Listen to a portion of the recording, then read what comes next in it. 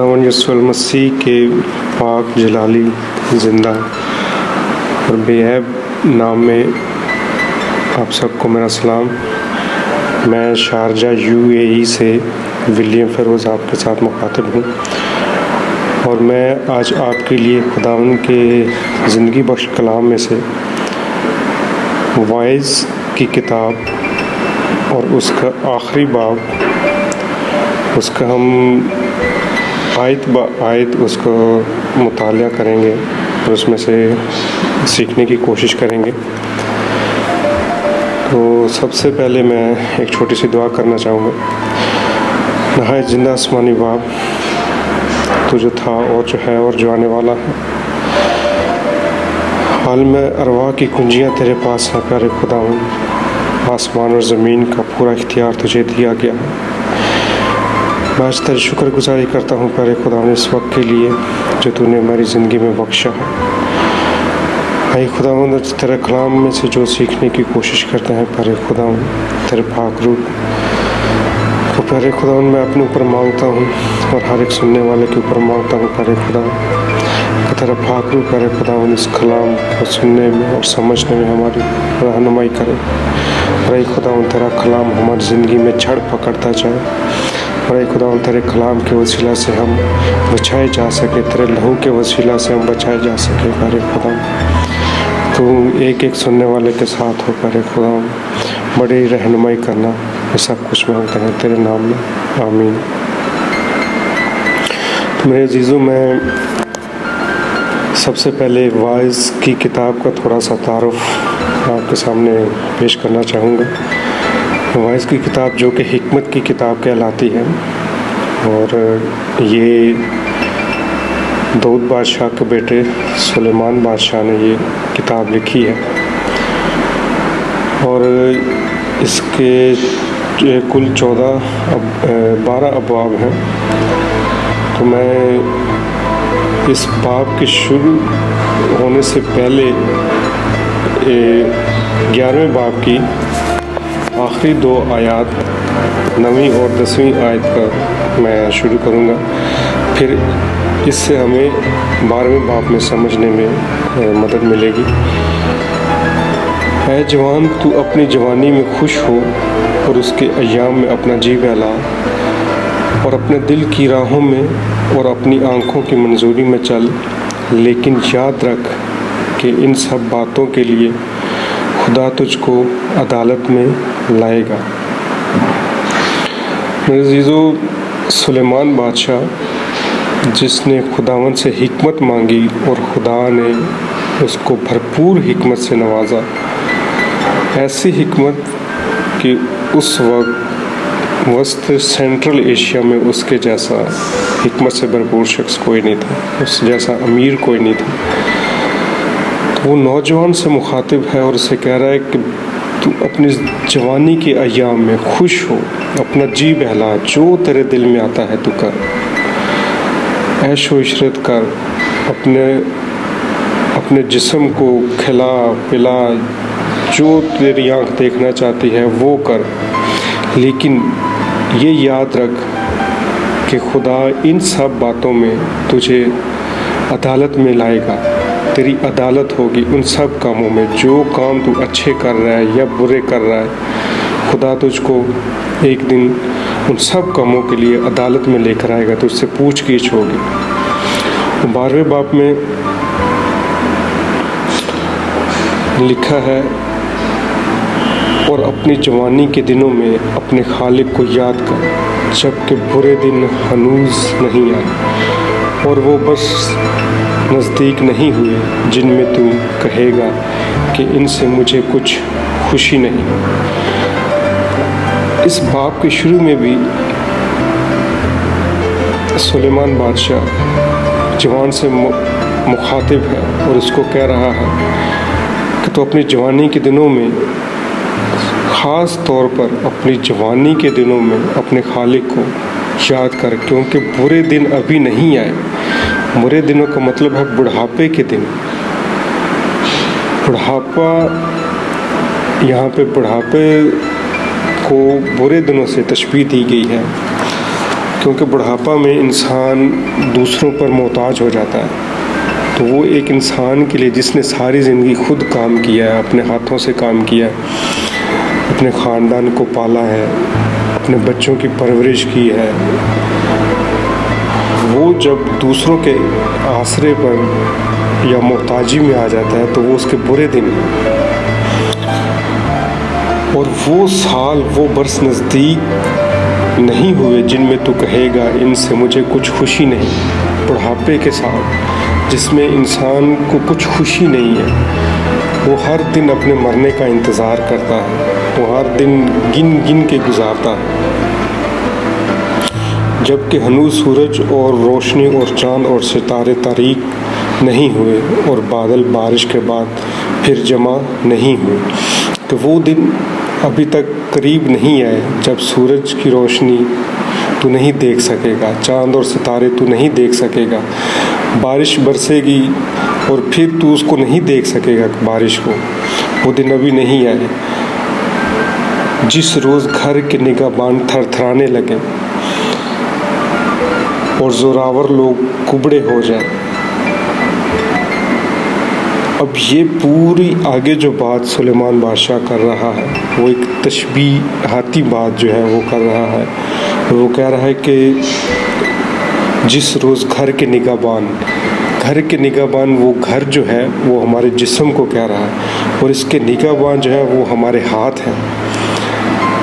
हमारे जिस्म को कहीं भी कुछ भी तकलीफ़ होती है तो सबसे पहले हमारे हाथ जो है वो एक्शन में आते हैं। मेरे पाँव पे चोट लगी है तो सबसे पहले मेरे हाथ जो है वो मेरे पाँव की तरफ जाएंगे। मेरे सर में चोट लगी है तो सबसे पहले मेरे हाथ जो हैं वो मेरे सर को छुएंगे कि किधर चोट लगी है। मेरे जिस्म पे कहीं भी चोट लगती है तो सबसे पहले मेरे हाथ जो है वो एक्शन में आते हैं। तो हाथ जो हैं वो हमारे घर के, हमारे जिस्म के निगाहबान है। और जब वो थरथराने लगे, जब वो मैं बूढ़ा हो जाऊंगा और जब मेरे हाथ थरथराने लगेंगे और ज़ोरावर लोग कुबड़े हो जाएंगे। मैं अपनी जवानी में तो बड़ा सीधा हो के अकड़ के चलता हूँ, लेकिन जब मैं बूढ़ा हो जाऊंगा तो मैं कुबड़ा हो जाऊंगा। और पीसने वालियाँ रुक जाएं इसलिए कि वो थोड़ी सी हैं। पीसने वाले जो हैं वो हमारे दांत हैं, जब वो भी काम करना छोड़ जाएंगे और वो थोड़े रह जाएंगे, वो पीसने वाले जो हैं वो भी रुक जाएंगी। हमारे दांत थोड़े रह जाएंगे और वो भी काम करना छोड़ देंगे। और वो जो खिड़कियों से झांकती हैं धुंधला जाएंगी। और ये आँखें जो हैं, ये आँखों की तशबीह है जो झांकती हैं खिड़कियों से। हमारी आँखें जो हैं वो तशबीह दी है, वो जब धुंधली हो जाएंगी और गली के कुआड़े बंद हो जाएंगे, जब चक्की की आवाज़ धीमी हो जाएगी। गली के कुआड़े मतलब हमारे कान जो हैं वो भी बंद हो जाएंगे, हम ऊंचा सुनना शुरू कर देंगे। जब चक्की की आवाज़ धीमी हो जाएगी मतलब हमारा मैदा जो है, इसको चक्की से तशबीह दी गई है। जब चक्की जो है वो भी काम ठीक से करेगी, उसकी आवाज़ भी धीमी हो जाएगी और इंसान चिड़िया की आवाज़ से चूक उठे। और बूढ़ा शख्स जो है वो हमेशा उसके अंदर एक डर सा रहता है, वो हल्की सी आहट से भी चौंक जाता है या उठ जाता है या उसको ठीक से नींद नहीं आती और एक डर में वो मुब्तला रहता है। और नगमा की सब बेटियां ज़हीफ़ हो जाएं। नगमा की बेटियां हमारी आवाज़ है। जवानी में हम बड़े ज़ोर से बोलते हैं, चीखते हैं, चिल्लाते हैं, लेकिन जब बूढ़े हो जाते हैं तो हमारी आवाज़ भी ठीक से नहीं निकलती। हाँ, जब वो चढ़ाई से भी डर जाए, जब बूढ़े लोग जो होते हैं वो चढ़ाई से डरते हैं, वो ज़्यादा ऊंची चढ़ाई या ज़्यादा सीढ़ियाँ नहीं चढ़ पाते, और दहशत राह में हो और बादाम के फूल निकले और हर वक्त एक खौफ, एक दहशत, एक डर सा लगा रहता है। और बादाम के फूल जो हैं वो होते हैं वो सफ़ेद होते हैं, और यहाँ पे बादाम के फूल निकले मतलब आपके सफ़ेद बाल निकले और टिड्डी एक बोझ मालूम हो। और जब इंसान बूढ़ा हो जाता है तो उसको मतलब कोई छोटा सा बोझ, छोटी सी चीज़ भी वो उठा नहीं सकता, थोड़ा सा बोझ भी वो उठा नहीं सकता। मतलब एक टिड्डी का बोझ जो है वो भी उसको बहुत ज़्यादा लगता है, और ख्वाहिश मिट जाए। जब इंसान बूढ़ा जाता है तो उसकी ख्वाहिशें जो है वो ख़त्म हो जाती हैं, वो फिर उसके अंदर ज़िंदा रहने की ख्वाहिश या इस तरह की बातें वो ख़त्म हो जाती हैं, क्योंकि इंसान अपने अब्दी मकाम में चला जाएगा और मातम करने वाली गली गली फिरेंगे। और मातम करने वाले मतलब जब आप अपने अब्दी मकाम में चले जाएंगे, खुदा उनके पास चले जाएंगे, सो जाएंगे या कब्र में चले जाएंगे, तो गली गली आपका ऐलान होगा, एक गली से दूसरी गली, वो शख्स मर गया, आज उसकी डेथ हो गई है। गली गली आपका मातम करने वाले जो हैं वो आपकी खबर पहुंचाएंगे। पेशतर इससे कि चांदी की डोरी खोली जाए। ये चांदी की डोरी जो है हमारी सांस है, इससे पहले कि हमारी सांस की डोरी जो है वो खोली जाए और सोने की कटोरी तोड़ी जाए। सोने की कटोरी जो है वो हमारा सर है, हमारे सर को सोने की कटोरी से तशबीह दी गई है। और घड़ा चश्मे पर फोड़ा जाए। घड़ा जो है वो हमारा पेट एक तशबीह दी गई है हमारे पेट से। तो ये जब हमारा पेट जो है वो फट जाएगा और हौज़ का चिराग टूट जाए, ये हमारा बदन है, पूरा एक चिराग है। मसीह ने भी कहा कि तुम दुनिया के नूर हो। और यहाँ पर सुलेमान बादशाह भी हमारे पूरे बदन को जो है वो एक चिराग से तशबीह देगा। और जब ये हौज़ का चिराग जो है वो टूट जाएगा, उसकी रोशनी आना बंद हो जाएगी और खाक से जा मिलेगी, जिस तरह आगे मिली हुई थी। और रूह खुदा के पास जिसने उसे दिया है वापस चली जाएगी। और जब हमारा जिस्म, ये जो खाकी जिस्म है, ये खाक में मिल जाएगा और हमारी रूह जो है, जो खुदा ने हमें दी, हम उसके रूह के वसीला से ज़िंदा होते हैं, पैदा होते हैं। बाग़े अदन में उसने आदम के पुतला में जब तक अपनी रूह नहीं फूंकी थी, वो ज़िंदा जीती जान नहीं हुआ था।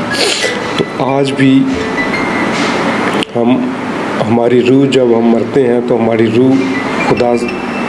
रूह खुदा से ताल्लुक़ रखती है और वो वापस खुदा के पास जाती है।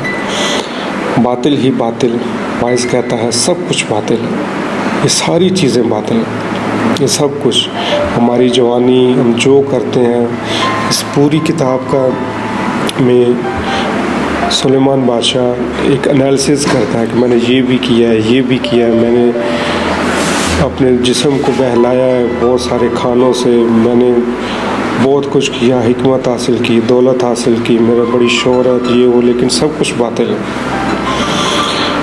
और अब मैं 13वीं आयत से पढ़ूँगा। अब सब कुछ सुनाया गया, हासिल कलाम ये है, खुदा से डर और उसके हुक्मों को मान के इंसान का फ़र्ज़ कुल्ली यही है। इस पूरी किताब का वो निचोड़ जो है वो 13वीं और 14वीं आयत में बयान करता है कि सब कुछ सुनाया गया। मैंने बड़ी हिकमत सुनाई, लोग दूर दूर से मेरे पास आते थे हिकमत सुनाने के लिए। मैंने बादशाहत की, मैं एक बादशाह था, यरूशलेम का बादशाह था, और ऐसा बादशाह कि मेरे से पहले कोई बादशाह नहीं गुज़रा। दौलत, इज़्ज़त, हिकमत सब कुछ था मेरे पास। लेकिन इन सब के बावजूद वो ये कहता है कि खुदा से डर और उसके हुक्मों को मान कि इंसान का फ़र्ज़ कुल्ली यही है, क्योंकि खुदा हर एक फ़ेल को हर एक पोशीदा चीज़ के साथ ख्वाह भली हो ख्वाह बुरी अदालत में लाएगा। क्योंकि खुदा हमारे हर एक फ़ेल को, चाहे हम वो ओपनली कर रहे हैं, चाहे हम वो पोशीदगी में कर रहे हैं, और कोई भी फ़ेल है, ख्वाह वो अच्छा है वो बुरा है, वो खुदा देख रहा है और वो एक दिन इन सब फ़ेलों की वजह से हमें अदालत में लेकर आएगा। यहाँ पर जो गौर करने वाली बात है वो है खुदा से डर और उसके हुक्मों को मान। खुदा के खौफ से ही हम सबसे पहले तो हिकमत सीख सकते हैं, उसके कलाम को सीख सकते हैं, ज़िंदगी गुजारने की एटीट्यूड्स को सीख सकते हैं, और फिर उसके हुक्मों को मानना। उसके हुक्म जो है वो खुदा उनका कलाम है। खुदा के कलाम को मानना है, सुनना है, सीखना है, अपनी ज़िंदगी में अप्लाई करना है। और हमारा फ़र्ज़ कुली यही है। रोमियो का मुसन्निफ़ पौलुस रसूल 10 बाब और 13 आयत में लिखता है कि जो कोई खुदावन का नाम लेगा वो निजात पाएगा। लेकिन इंग्लिश में उसमें कुछ इस तरह से लिखा है, For whosoever shall call upon the name of the Lord shall be saved। जो कोई खुदावन से के नाम से जाना जाता है वो बच जाएगा। खुदावन के नाम के बगैर हम नहीं बच सकते। पौलुस रसूल यहाँ पर हमें एक तसल्ली देता है और एक खुशखबरी भी देता है कि खुदावन के नाम से अगर जाने जाएंगे तो हम बच जाएंगे। हमारी जवानी एक दिन ख़त्म हो जाएगी। हमारे ये सारे फेल जो हम करते हैं, अच्छे हैं बुरे हैं, ये सब बातिल, वाइज के मुताबिक ये सब बातिल है। लेकिन खुदा उन सब कामों के सबब से हमें अदालत में लाएगा और हमारे अच्छे फेल जो हैं वो याद रखे जाएंगे, वो हमें बचाएंगे। और इसके साथ अगर हम मसीह को जानते हैं, उसके कलाम के मुताबिक हमने अपनी ज़िंदगियों को गुजारा है, बदी से दूर रहे हैं और भलाई से वाकिफ़ रहे हैं, तो खुदा अदालत में हमारी फेवर करेगा।